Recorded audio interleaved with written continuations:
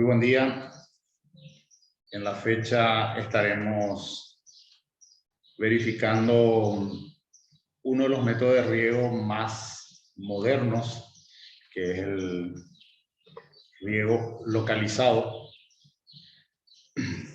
En un mundo hoy que los recursos son cada vez más escasos, el uso del agua también nos lleva a la necesidad de reducir esos, ser más eficientes en el uso del agua, y el sistema de riego localizado es uno que ofrece amplias ventajas en este sentido, justamente porque se deposita lo más cercano posible al sistema radicular y no se tiene la necesidad de tener al suelo como un depósito de agua. Si bien lo es, pero no tanto así como en otros sistemas de riego. Entonces, vamos a pasar a hablar con más detalles de esto. Iniciando entonces,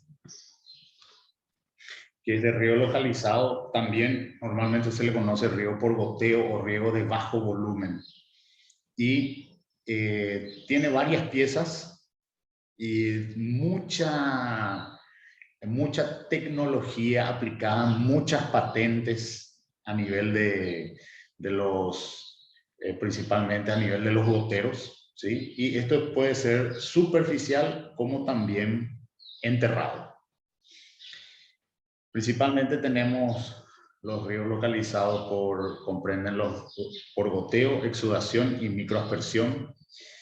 Es un método para mantener un nivel adecuado, constante de humedad en el suelo, y se aplica normalmente gota por gota, ¿ya? En el caso de microaspersores, sí ya es por chorro de agua.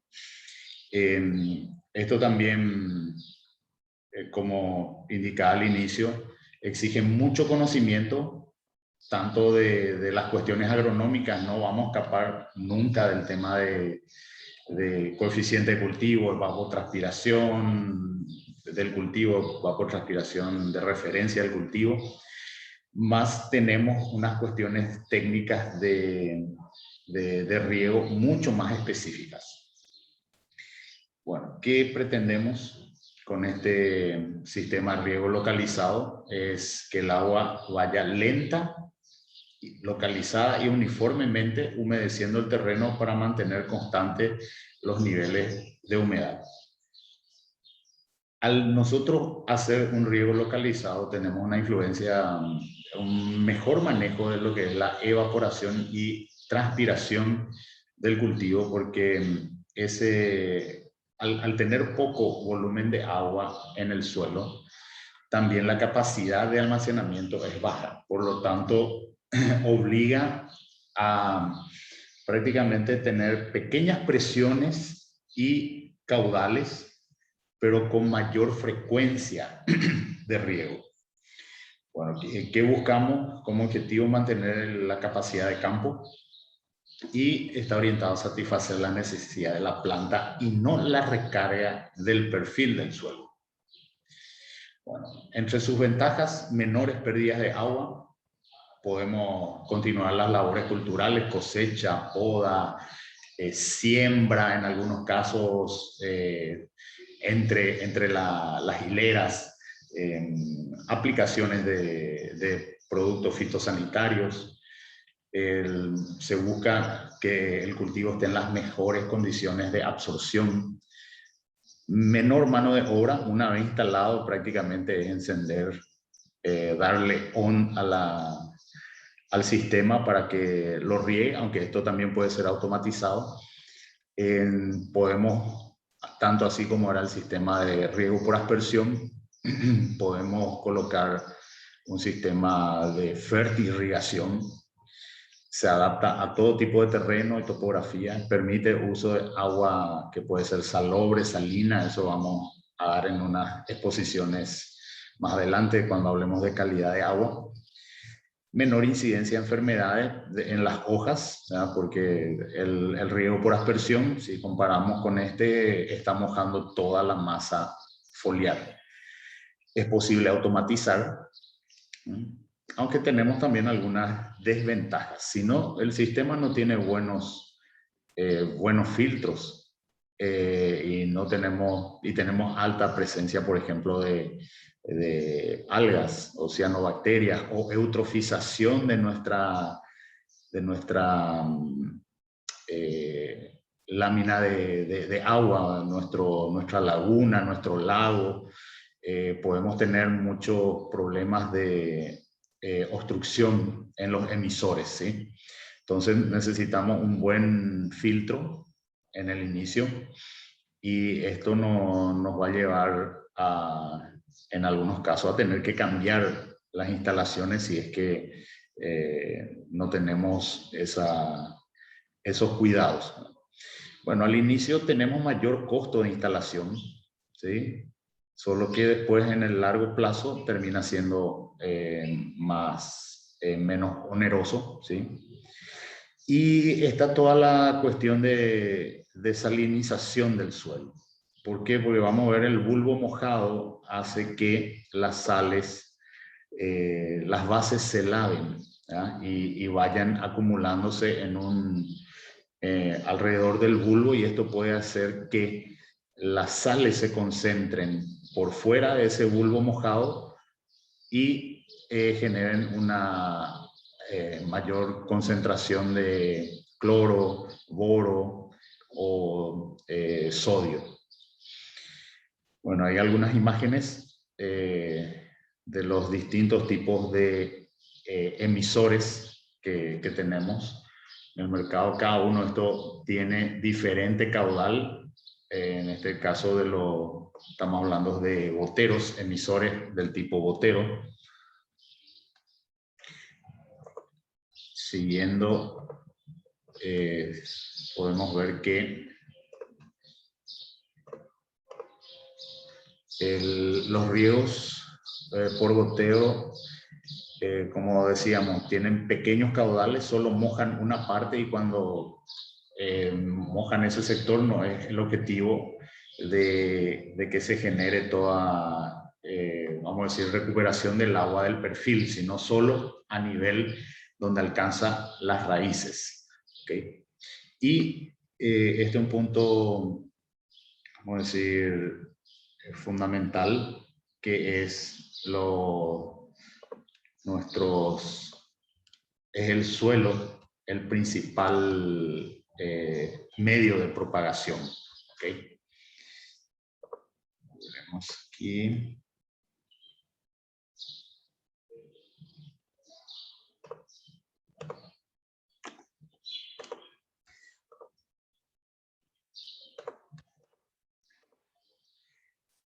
Bueno, podemos agrupar en los emisores por diferentes caudales. Podemos hablar de bajo caudal hasta 16 litros por hora, en el caso del riego por goteo, y los de alto caudal de 16 a 300 litros por hora, en el caso del riego por difusión o microaspersión. Ahora, cuando hablamos de alto caudal, normalmente estos microaspersores llevan un elemento giratorio que accionan por la presión propia del sistema, y esto pueden alcanzar hasta 6 metros de diámetro efectivo de mojado, ¿sí? Si carece de estos elementos, ya se le llama difusores, ¿sí? Ya no microaspersores, y no se pone límite al diámetro mojado. Ya en este caso podemos hablar de microjets o microchorros. Muy bien. Aquí no estoy pudiendo quitar esta. Ahora sí.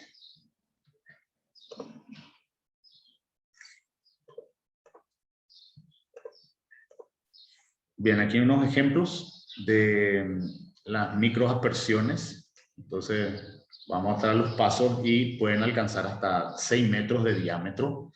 Y aquí el elemento de difusión principal es el aire, no directamente el suelo, como cuando hablamos de riego localizado por goteo, ¿sí? Entonces el agua se aplica tipo forma, como una forma de lluvia. Es similar al riego por aspersión, pero por las cuestiones de caudal estamos hablando de riego localizado, ¿no?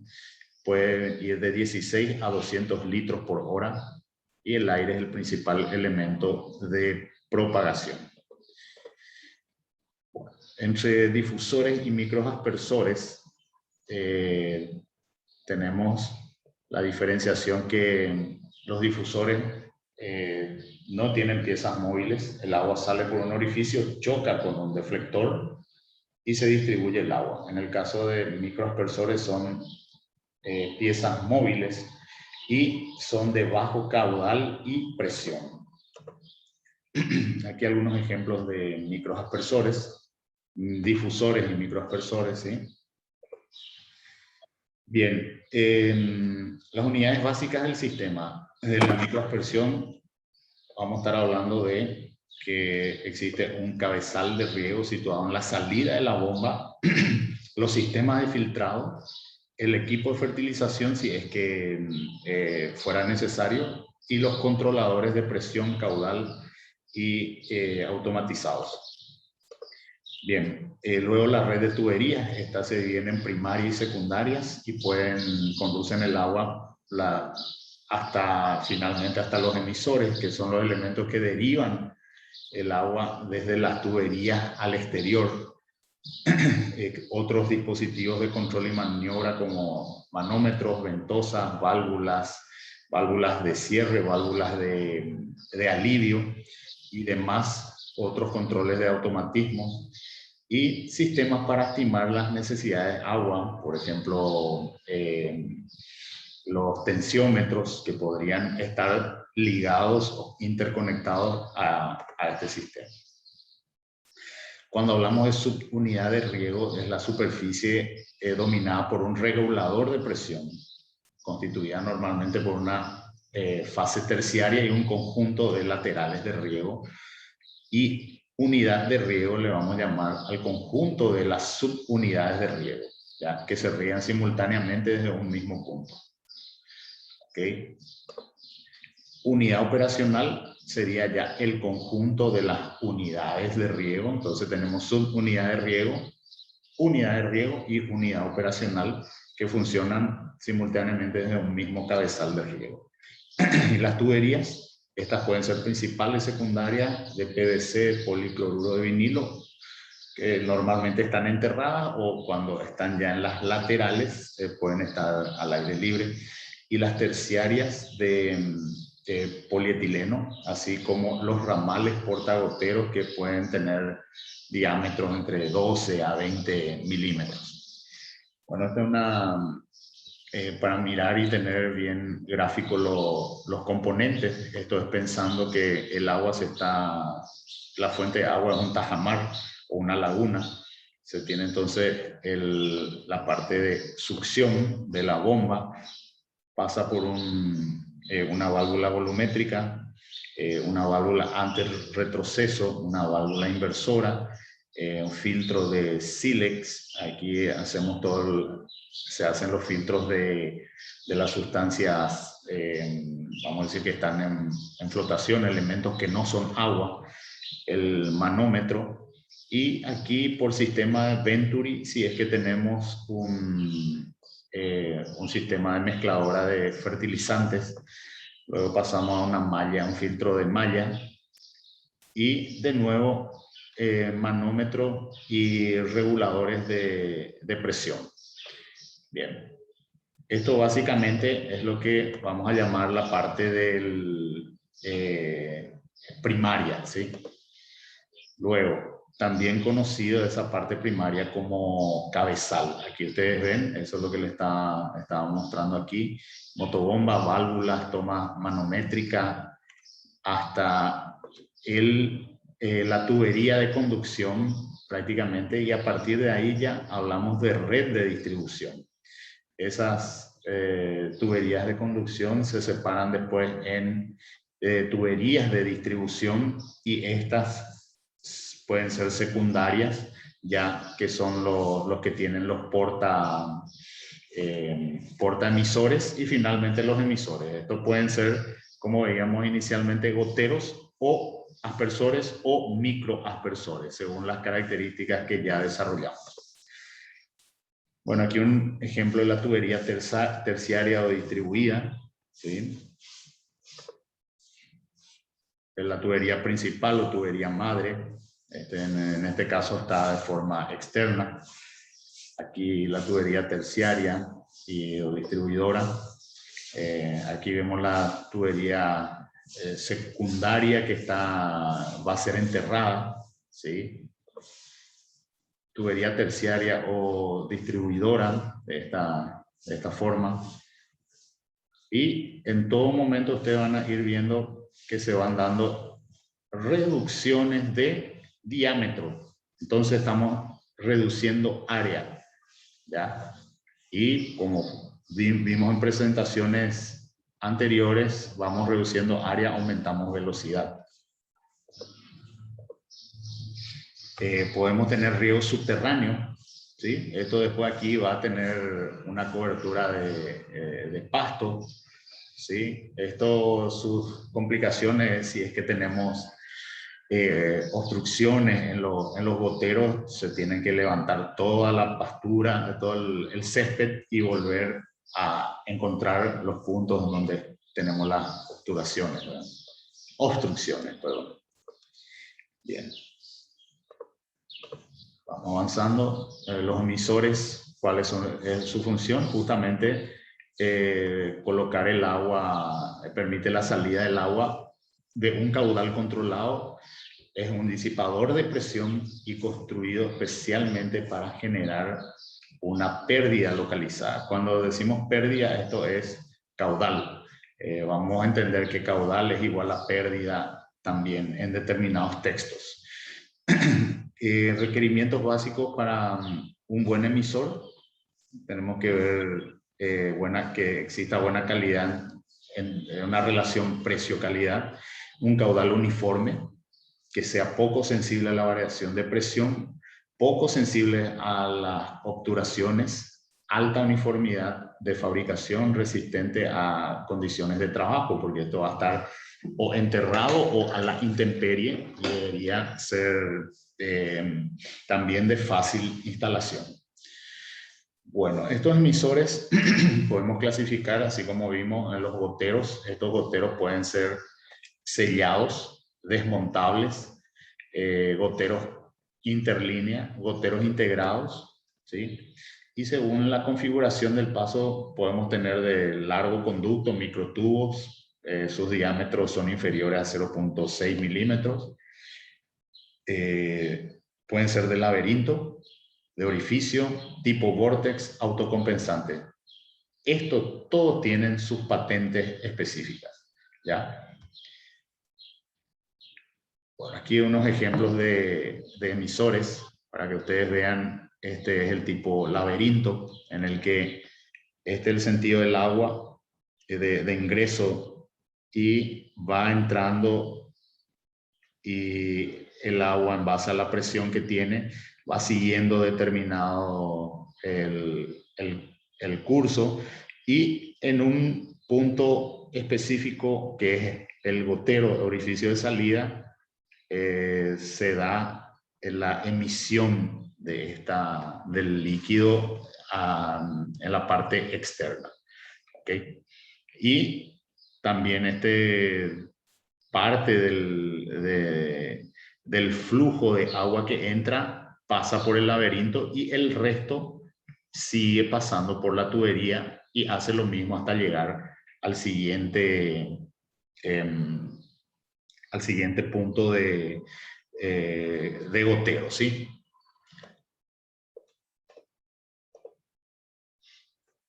Esto es otro tipo de gotero normalmente utilizado vamos a decir, en cultivos de alto valor. Por ejemplo, híbridos de tomate, ¿sí? O a nivel de la investigación de enfermedades en trigo, por ejemplo, en riego en macetas, donde necesitábamos tener una medición del caudal mucho más específica. Entonces se hace mucho más necesario el tener mayor tecnología.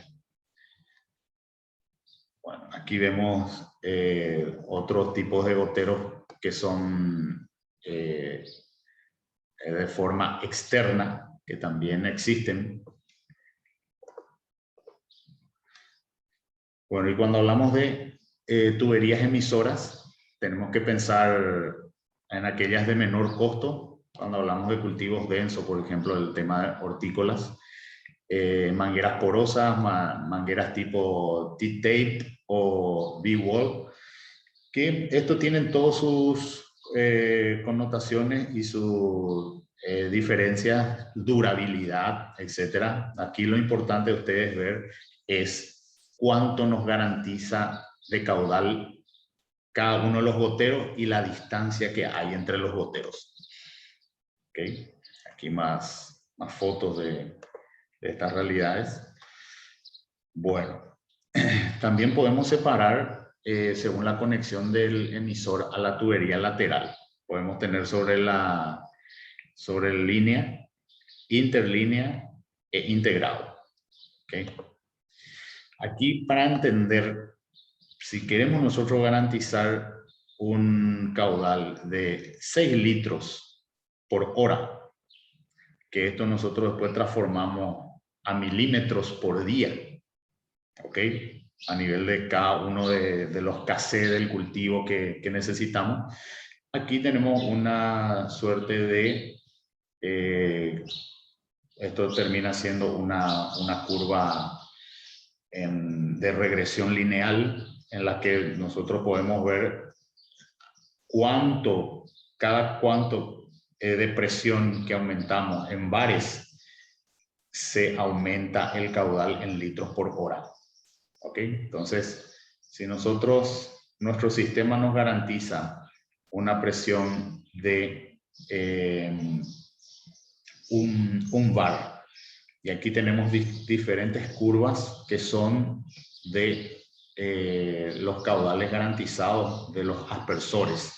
Entonces tenemos un aspersor que nos garantiza 4 litros por hora a una presión de un bar. A la misma presión de un bar, otro gotero nos garantiza 0.5 litros por hora. Otro gotero nos puede garantizar 1 litro por hora. Otro gotero nos puede garantizar 1,5 litros por hora, siempre a la misma presión. ¿Ok? Entonces tenemos que tener en cuenta a la compra, a la instalación, a los cálculos, cuánto nos garantiza cada uno de los goteros en cuanto a, vamos a decir, caudal final. Bueno, esto termina siendo un repaso para introducirnos en el siguiente tema.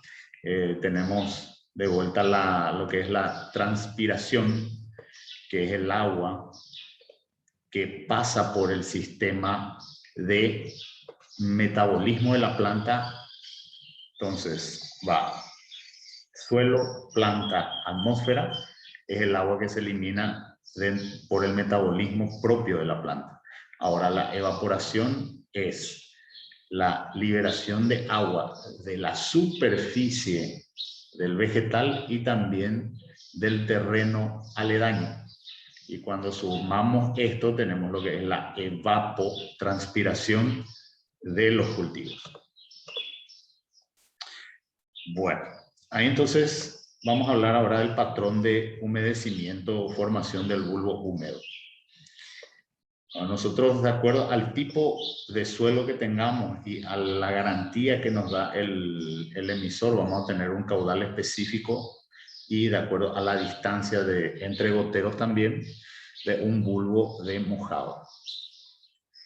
Bueno, esto va en relación al tipo de suelo, textura, estratificación, presencia de estratos de distinta porosidad y también caudal del emisor y tiempo de riego. Es diferente si tenemos garantía de 1 litro por hora que reguemos 10 minutos. ¿Ok? Entonces, es diferente que lo hagamos 5 minutos, es diferente que lo hagamos 3 minutos y que otra vez esos 3 minutos sean a lo largo de 3 turnos, tres veces al día. Entonces ahí vamos a ir teniendo diferente formación de bulbo húmedo.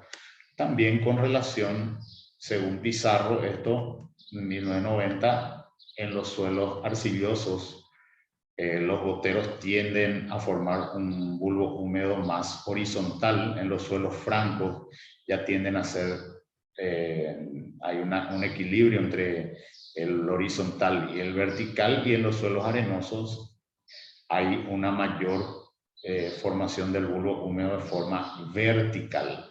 Por consiguiente, en los suelos arcillosos vamos a elegir cintas de riego, si en el caso de gotero, que tengan una mayor distancia entre ellas, y en el caso de suelos arenosos, que tengan menor distancia entre ellas, porque lo que buscamos es que los bulbos se encuentren, los bulbos mojados se encuentren en el interior del suelo, de acuerdo también al tipo de cultivo que tenemos en superficie, ¿ya? Y esto nos va a determinar también el cuadro de arreglo espacial que tengamos, ¿okay?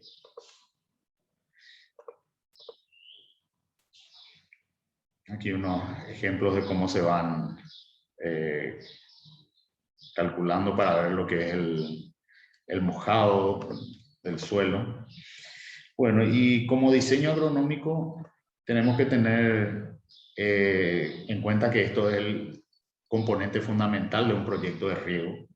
Nos da datos básicos del diseño hidráulico. Esto es cuánta agua necesitamos por hectárea, cuánta vamos a extraer del subsuelo si es que vamos la fuente subterránea, cuánta vamos a tener que acumular en un tajamar o en una laguna artificial, y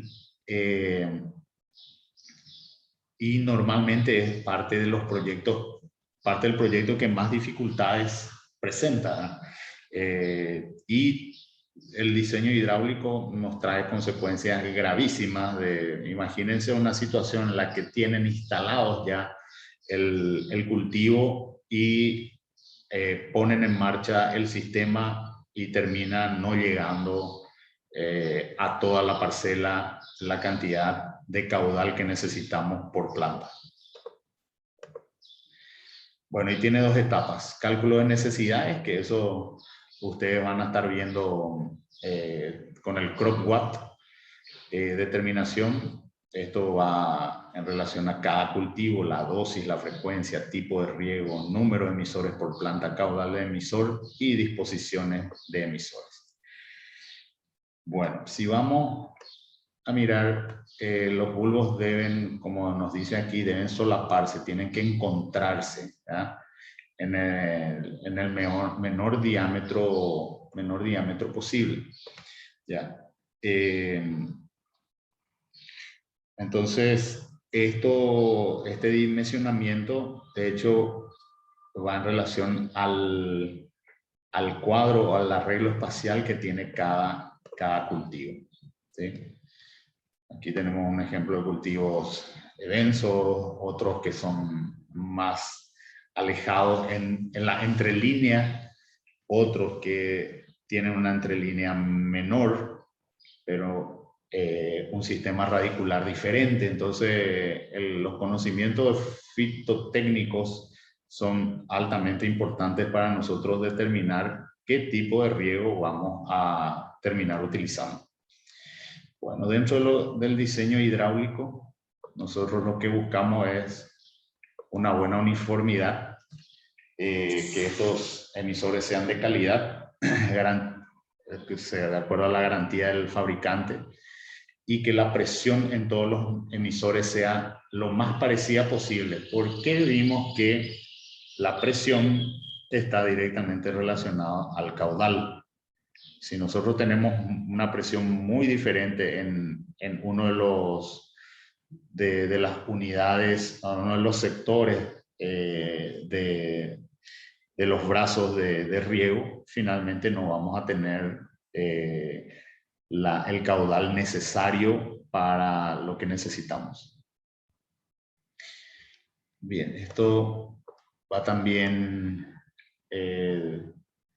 relacionado a la forma en la que se disipa la presión, ¿ya? Podemos tener goteros de bajo caudal, podemos tener goteros de un caudal mayor. Poner el ejemplo acá de 16 a 200 litros por hora, que estábamos hablando ya en algunas presentaciones anteriores. Dentro de esto, de los de bajo caudal, de hecho están los goteros, ¿sí? Y en los de alto caudal están los microaspersores y difusores, ¿ya? Bueno, a nivel de sensibilidad a las obstrucciones, aquellos que tienen diámetro de paso menor o igual a 0.7 milímetros son muy sensibles, y aquellos que tienen diámetros mayores a 1,5 milímetros son poco sensibles, ¿ok? Bien, si vemos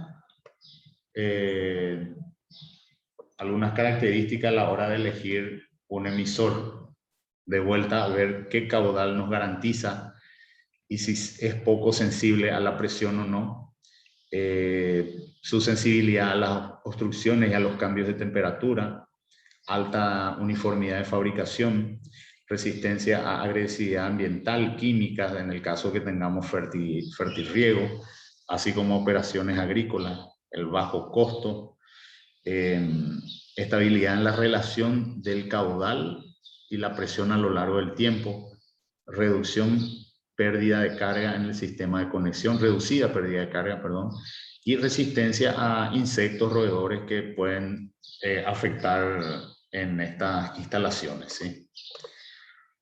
Bueno, cuando hablamos de goteros, tenemos los microtubos, goteros helicoidales, los goteros laberinto y goteros por orificio. Esto voy a dejar para que ustedes vayan leyendo con mayor detenimiento, ¿verdad? Porque ya estuvimos hablando. Los de tipo vortex, los autocompensantes. Esto es muy interesante cuando tenemos una diferencia alta de presión entre la entrada y la salida de la membrana. Estos sistemas de gotero autocompensantes llevan a que se mantenga ese rango de presión necesario para tener el caudal que queremos. ¿Okay? Bueno, las ventajas del riego localizado de alta frecuencia. Uso eficiente del agua, pérdida en conducciones nulas, mínimas pérdidas por evaporación o arrastre por el viento. Aunque el de los microaspersores que tienen mayor rango de alcance, podemos tener alguna leve pérdida de viento, pero no alcanza a hacer lo que es el riego por aspersión. Se reduce al mínimo las pérdidas por percolación, escorrentía, ¿ya? Estas pérdidas sí podemos tener en el riego por aspersión. Hay un gran control del agua de riego y los fertilizantes aplicados. Bueno, por ejemplo, si tenemos condiciones de sequía y el riego lo hacemos de forma localizada, prácticamente no vamos a tener problemas de maleza en las entrelíneas, ¿sí? Esto ocurre en los lugares más desérticos o semidesérticos, en algunos lugares del Chaco. Por eso este sistema de riego localizado es muy extendido en lugares como Siria, Jordania, Israel, Egipto, ¿ok? Permite el uso de fuentes con aforos bajos, ¿sí? Es poco se permite la realización de labores de campo, incrementa rendimientos cualitativos, cuantitativos, de calidad y de cantidad. Al mojarse la superficie disminuye el riesgo de problemas sanitarios, esto ya hablamos, influye en el comportamiento del suelo, produce menos compactaciones del terreno, los riesgos por aspersión pueden llegar a producir compactación. También podemos utilizar, venciendo lo que es el tema de presión, podemos utilizarlo en diferentes tipos de terreno. Al tener menor presión, necesidad de presión por los caudales reducidos, también se reducen los costos a nivel de motobomba, porque tenemos una relación a mayor presión, mayor costo en las motobombas, mayor garantía de presión, ¿ok? También decíamos ya, se reduce el empleo de mano de obra, y cuanto más tengamos automatización, mayor es la reducción. Pero también tenemos inconvenientes, y es bueno saber. Estas obstrucciones pueden ser por causas físicas, químicas, biológicas, y hay posibilidad de tener limpieza, pero principalmente es cuidado de la calidad del agua en el reservorio ya. Necesitamos mayor técnica, o sea, gente más capacitada. Esto no le veo como un inconveniente, porque vamos a decir, conocimiento existe, y si no existe se contrata. Se debe cuidar para no producir salinización en la zona radicular.